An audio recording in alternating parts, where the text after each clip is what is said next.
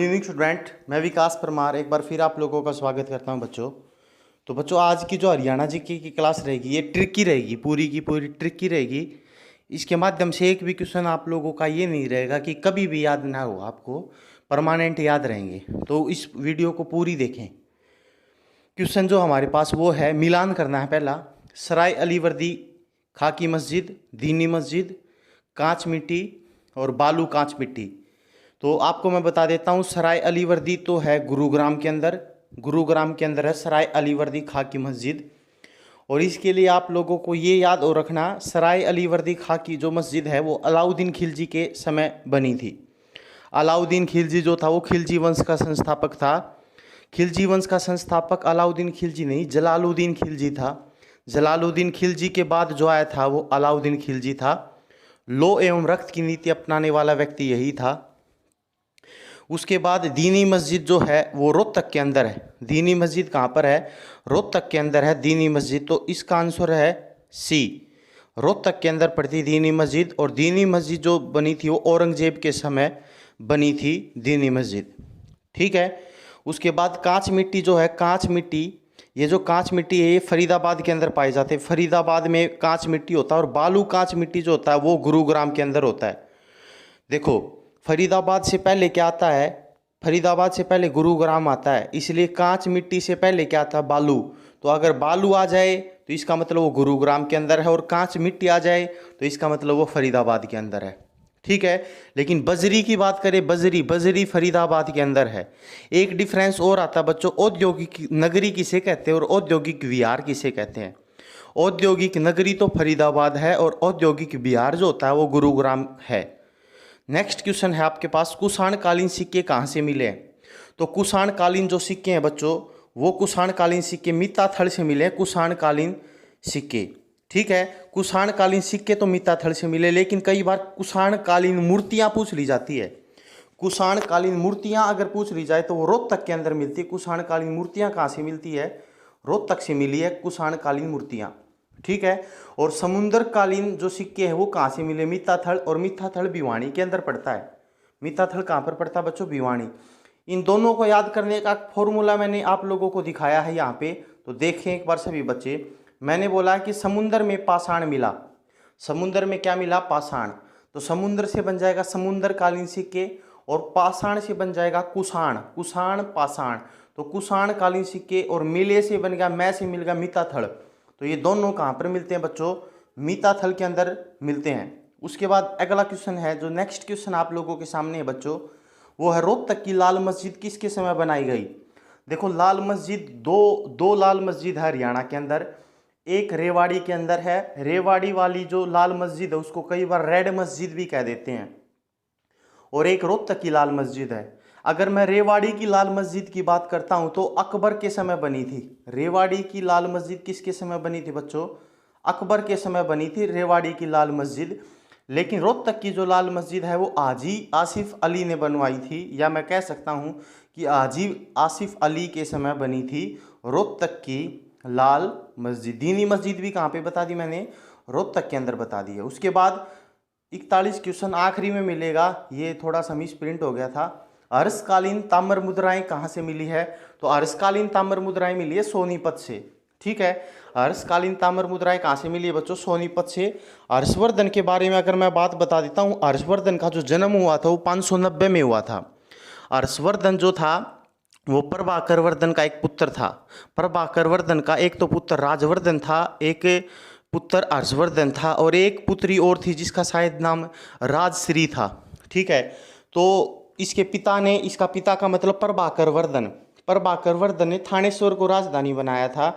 इसलिए हर्षवर्धन ने भी अपनी राजधानी किसको बनाया था बच्चों? थानेश्वर को। ठीक है। 590 में हर्षवर्धन का जन्म होता है।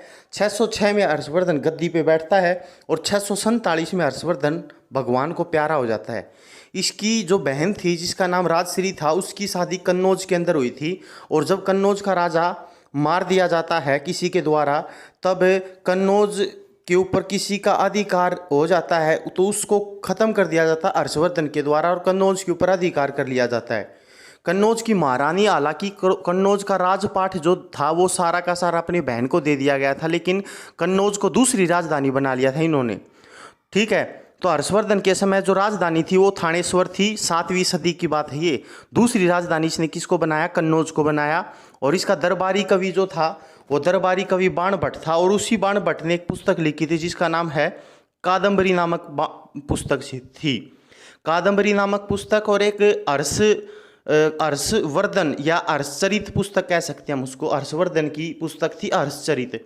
हर्षचरित और कादम्बरी ये दोनों पुस्तक बाणभट्ट ने बनाई, मतलब लिखी थी। ठीक है, क्योंकि ये इसका दरबारी कवि था बाणभट्ट।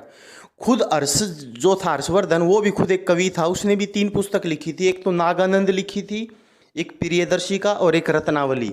फिर से बता देता हूँ मैं, नागानंद, प्रियदर्शिका और रत्नावली ये तीनों पुस्तक किसकी थी? हर्षवर्धन की।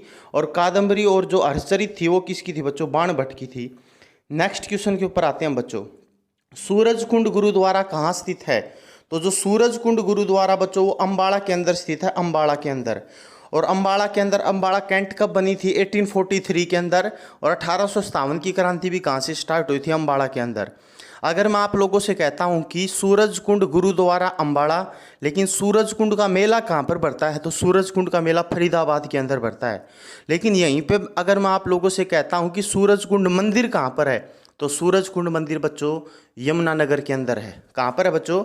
यमुनानगर के अंदर है। और पेपर सिटी, पेपर मिल, या हम कह सकते हैं कि पेपर सिटी किसे कहते हैं? यमुनानगर को ही कहते हैं। अगला क्वेश्चन आप लोगों के सामने है बच्चों, गोवाना विद्रोह किसके समय हुआ था?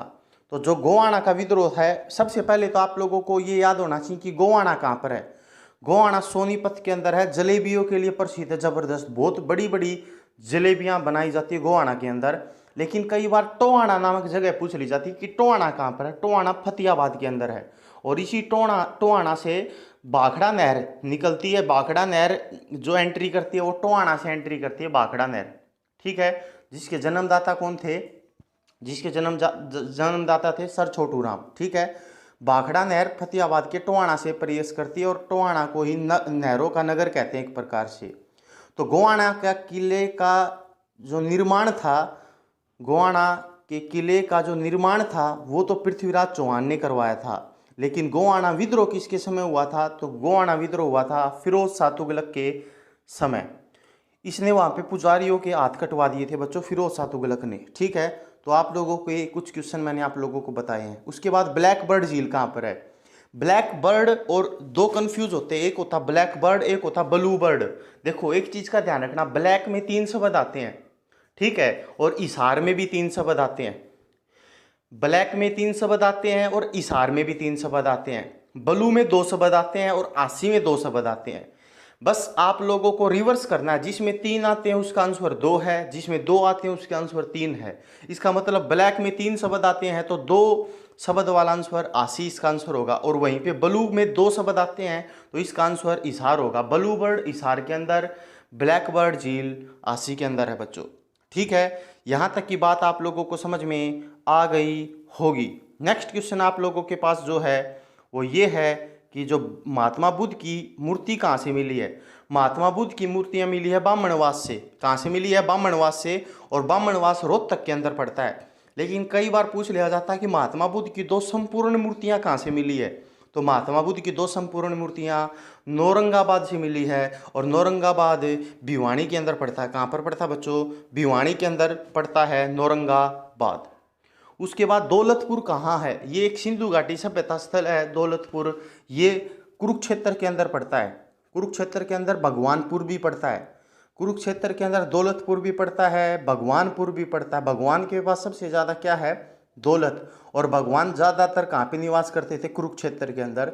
तो भगवानपुर कुरुक्षेत्र, दौलतपुर कुरुक्षेत्र के अंदर है। लेकिन बच्चों मीताथल भिवानी के अंदर है, राखीगढ़ी हिसार के अंदर है, बनावली फतेहाबाद के अंदर है, और शीशवाल जो है वो बच्चों हिसार के अंदर है, बिरडाना फतेहाबाद के अंदर है, कुणाल फतेहाबाद के अंदर है, गिरावड़ रोहतक के अंदर है, और एक फरमाना खास दक्षखेड़ा के अंदर है। दक्षखेड़ा रोहतक के अंदर पड़ता है। फिर से एक बार बता देता हूँ, शीशवाल हिसार, बनावली फतेहाबाद, राखीगढ़ी हिसार, मीताथल भिवानी, दौलतपुर कुरुक्षेत्र, भिरडाना फतेहाबाद, कुणाल फतेहाबाद, भगवानपुर कुरुक्षेत्र, गिरावड़ रोहतक, फरमाना खास दक्षखेड़ा रोहतक। अगला क्वेश्चन आप लोगों के सामने प्रस्तुत कर दिया गया है, रेड बिशप पर्यटन स्थल कहाँ पर है। तो ऑप्शन दिए गए हैं इसके लिए आप लोगों को, एक भिवानी ऑप्शन है, एक पंचकुला है, एक पानीपत है और एक हिसार है। तो रेड बिशप पर्यटन स्थल जो है वो पंचकुला के अंदर पड़ता है। बै से जो बनता है बै, मतलब देखो अगर मैं आप लोगों से कहता हूँ बिस्प बिस्प बिस्प, सैत शिप शिप बन जाता शिप, पानी वाली शिप, और शिप में बैठने के बाद इंसान कूल हो जाता है और कूल से बनता है पंचकुला। लेकिन अगर मैं कहूँ रेड रोबिन पर्यटन स्थल कहाँ पर है, रेड रोबिन पर्यटन स्थल भिवानी के अंदर है। रेड रोबिन पूछा जाए तो भिवानी, रेड बिशप पूछा जाए तो पंचकुला, और इस पानीपत के अंदर है बलूजे पर्यटन स्थल। बलूजे पर्यटन स्थल कहाँ पर है, पानीपत के अंदर। और पानीपत में भी एक जगह का नाम है जिसका नाम है समालखा, समालखा के अंदर पड़ता है रेड बिशप बलूजे पर्यटन स्थल। ठीक है, नेक्स्ट क्वेश्चन आपके पास जो आखिरी क्वेश्चन है वो ये रह गया था आपका, वो है गन्ना सबसे ज़्यादा कहाँ पर होता है। गन्ना सबसे ज़्यादा कहाँ पर होता है बच्चों, गन्ना यमुनानगर के अंदर होता है। और गन्ने को कौन खाता है, हाथी। तो हाथी पुनर्वास केंद्र भी कहाँ पर है, यमुनानगर के अंदर है। और एशिया की सबसे बड़ी शुगर मिल, क्योंकि गन्ने से शुगर बनता है, गुड़ बनता है, इसका मतलब एशिया की सबसे बड़ी sugar mill Saraswati sugar mill है। और सरस्वती शुगर मिल की स्थापना मेरे ख्याल से 1933 के अंदर हुई थी, सरस्वती शुगर मिल, और यमुनानगर के अंदर है ये। लेकिन गन्ना प्रजनन केंद्र पूछ लिया जाए, गन्ना प्रजनन केंद्र पूछ लिया जाए तो वो बच्चों करनाल के अंदर है, गन्ना प्रजनन केंद्र।